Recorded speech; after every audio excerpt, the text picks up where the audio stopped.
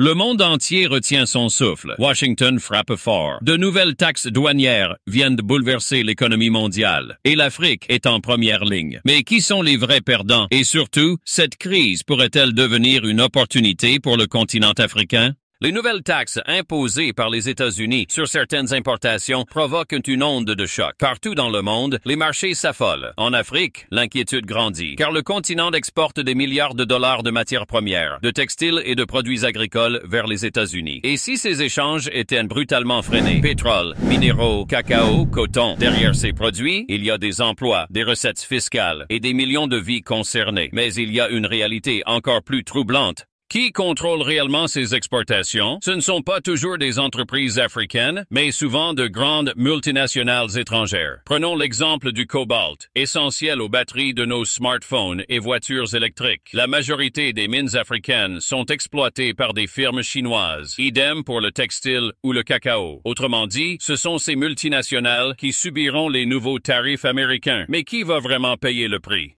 Quand une multinationale voit ses coûts exploser, elle ne prend pas de risques. Elle coupe ses investissements, ferme des usines et licencie des milliers de travailleurs africains. Moins d'exportations, c'est aussi moins de revenus pour les États africains. Moins de taxes prélevées, moins d'investissements dans les écoles, les routes, la santé. Et en parallèle, les monnaies locales se déprécient, l'inflation grimpe. C'est tout un écosystème qui vacille. Mais attention, toute crise cache une opportunité. Et si l'Afrique utilisait ce choc comme un levier pour changer de stratégie? Plutôt que d'exporter du cacao brut, pourquoi ne pas fabriquer du chocolat sur place? Plutôt que d'envoyer du cuivre en Chine, pourquoi ne pas produire des batteries en Afrique? L'industrialisation locale pourrait être la vraie réponse à cette crise. Autre piste, diversifier les partenaires économiques. Plutôt que de dépendre uniquement des États-Unis, l'Afrique peut renforcer son commerce avec l'Europe, l'Asie ou mieux encore, avec elle-même. La ZLECAf, la zone de libre-échange continentale africaine, est une arme puissante si elle est bien exploitée. Cette crise est un signal d'alarme. L'Afrique doit-elle continuer à dépendre des décisions d'une puissance étrangère? Ou est-ce le moment de bâtir un modèle économique plus autonome et résilient? Le futur de l'Afrique ne dépend pas des impôts de Washington, mais des décisions prises aujourd'hui par les Africains eux-mêmes. Et vous, que pensez-vous de cette situation? L'Afrique est-elle prête à saisir cette opportunité? Dites-le nous en commentaire. Abonnez-vous pour plus d'analyses. Et à très bientôt pour un nouveau décryptage.